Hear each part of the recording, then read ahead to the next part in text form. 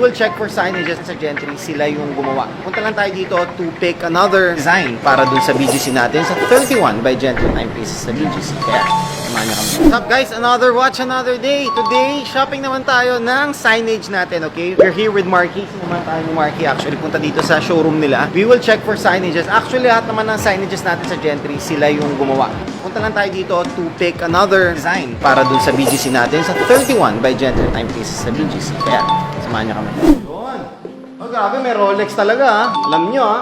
Kayo rin gumagawa kay Rolex? Yes. Prada, Hermes, Giorgio Armani, ganda. Pati ganito gumagawa kayo? Yes, po. Sa soft film po siya. Then customizable po yung sizes natin dyan. Pwede kaya tayo mag-ganyan sa BGC. Pwede siya. Check natin. Ang hinahanap ko boss, para sa signage ng sa BGC. Sa labas yun eh.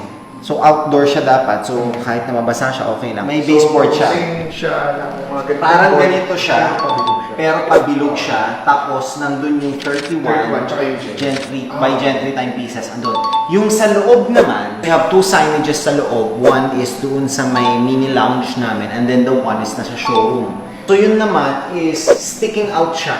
So parang nakadikit yung 31, pero yung 31 may ilaw sa likod. Hindi siya parang ganito. Hindi siya Pang outdoor siya. So wala siyang frosted. Wala. Tatanggalin natin yung diffuser. Walang diffuser. Pero may ilaw pa rin siya sa likod. May ilaw pa rin. Then with spacing siya. Yes, not may Maganda spacing. angat lang yung- Yes. So kung bato may ilaw na bumabato lang sa likod. Yun yung dalawa naman na nasa loob. So you think can we do that? Meron ka bang mga ano di? Ito na May yung mga... samples sa showroom kami sa taas, pwede natin tingnan. Yung Flexmate namin, same siya sa tinutukoy niya na may spacing yung mga build-up letters. Sige, pwede natin check ngayon. Yes, okay. Tara.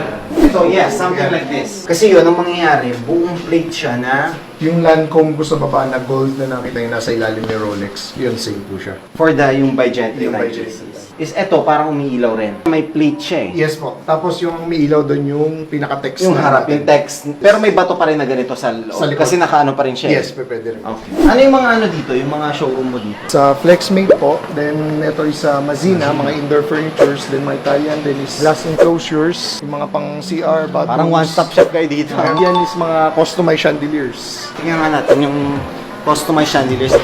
Yan parang ganito. Ganito yung sa BGC salamin, di ba? Tapos dito wall na kasi. So between the salamin and the wall, walang design.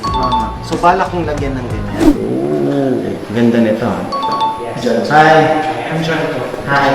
How are you? Nice to meet you. Yeah, we customize po. As long as you provide us the dimension ng area nyo na gusto nyo i-elevate. Actually, meron ng very small area eh. Kasi yung mangyayari, may salamin, and then we're gonna build a wall. Between the wall and salamin, walang design. And eto yung nakikita sa labas. I'm thinking of putting one signage na ganyan, something like that. Dito yung banda sa lounge eh. Kasi yung lounge na to namin, sasara yan.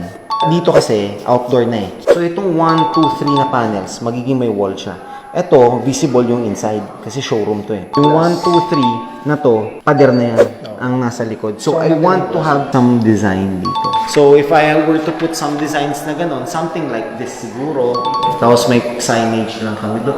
I like ito eh, yung nasa harap. Ah, yung ilaw nito is pin light lang siya, no? So if ever na gusto mo natin mas maliwanag, we can add additional pin lights. Kasi ganito talaga mangyayari dyan. Although, baka mas maliit lang yung spacing natin. Pwede naman itong i-adjust, no? Yes po. Pwede Na mas mo- tipisan. Pwede naman, no? Yeah, need po namin makuha yung dimension. Then, yung pieces naman po, it depends dun sa may area size nila. Okay, so ito per piece ito. Yes po. We do price. How much per piece? For this one is around 1,585. So, do you have a catalog ba na you can... Yes po, we can send you catalogs. Napagastos tayo dito. Ito, yung ganito, maganda rin ito. Ito naman, doon sa round natin. Kasi meron tayong round dito eh. Here, we have this round table chandelier. How much yung mga ganitong set? 186,000. Yeah. So, ang problema dyan yung shadowing niya. Ito maganda, walang shadowing. Ang ganda ng design na to. Yung chandelier na to kasi hindi naman talaga ano ng chandelier. Pero sige, I'll think about it. This one, I'll check. Pwede ko mang gawin design for the outside. Put ko na lang yung details niya kay Jiro, then i-forward ko na lang yung catalog since may mga designs pa kami na hindi pa po yun. Okay. Alright, sige, baba tayo doon ulit. So, ganito siya. Yes, sir. Yung by Gentry timepieces. Yes, sir. Tapos, yun nga lang, recess siya. Tapos may ilaw din na bumabato. Gusto ko yung Or parang kasi yung- 31. Kasi dapat Kakalat lang sa loob. Oo. Oh, yeah. Pwede naman po. Kasi umiilaw naman na to eh. Tapos may kumakalat lang ulit sa Oo. loob. Yeah, parang ganun. However, ito, kita dito na may ilaw. Tapos ito, lagyan lang din. ng Same ilaw. po siya dito. Yes. Tapos umiilaw din itong harap, di ba? Yes. Dalawang order niyan is for indoor. Tapos yung dalawa sa outdoor is may May base ba, plate. yung may base plate na, hindi na siya ganito. Para na siyang ganito. May diffuser na po. Yes. Oo. Kasi outdoor eh. Baka mahirap pag ganyan. Eh, pag nadumihan yung baseboard, makikita eh. So, ganito na lang. Ganito. Yes. Ganyan na. Parang same dun sa labas ng gentry nyo, pero magiging pabilog lang. Yes. Yung baseboard natin may certain thickness ba tayo? Sige, i-check ko. Tapos yung plate niya is kulay ng champagne gold na rin. Yes, same lang dun sa Gentry Timepiece. Ito yung ano nyo ng 4, ng ilang quantity dito? 4 pieces. Grabe ah. Yung computation na ba? Yes, 256,000 yung mga ganun. Kasi nakapag-send naman na ako ng what I wanted. So they had it. Ang may konting changes lang. 256,000. That is... Yan yung dalawang indoor, yung dalawang outdoor. Baka lang yung sa outdoor natin dun sa iba. Kasi indoor pa rin yun eh. Pero kita lang siya sa outside. Baka yun yung mag-iba.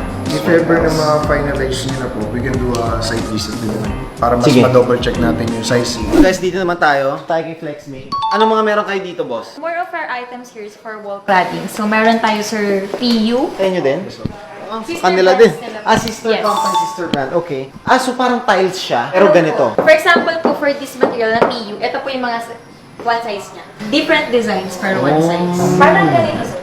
Okay. Ito yung parang bigger picture na isang buong wall.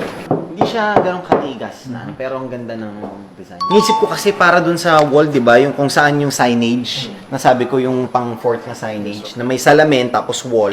So that wall has to have design, tapos haluan pa natin yung parang chandelier ni Bloomlight. Pwede natin siya, sir, gawa ng layout. Same kami ng mga plan, ng perspective, para mapakita namin sa inyo. Sige. Kung ano yung maganda na, Yes. more on ano ako, I like it linear. Taas kasi. So parang mas mukha pa siyang ma-highlight yung ceiling, high ceiling. Sige. How much is yung mga ganito na? That one po, it's 3,895. Sakto lang. Hindi mo masyado mahal, no? Hirap maging kuripot dito. Sige, igawan niyo na lang ako ng design. Gusto ko sana pakita sa inyo kung ano yung itsura sa labas. Kung saan natin ilalagay yung ganito and also yung lights. Yeah, sure, sir. Kung You can also makavisit do kayo. a site visit. Mabilis lang naman itong mga to, hindi naman nabot ng isang buwan. Mga Installation po ba? Hindi, hindi, I mean yung supply. Ano supply sa? Meron naman, sir, tayo mga stocks nito, sir. End of June Sige, or sir. July 1st, mga ganun. Sige, Meron naman,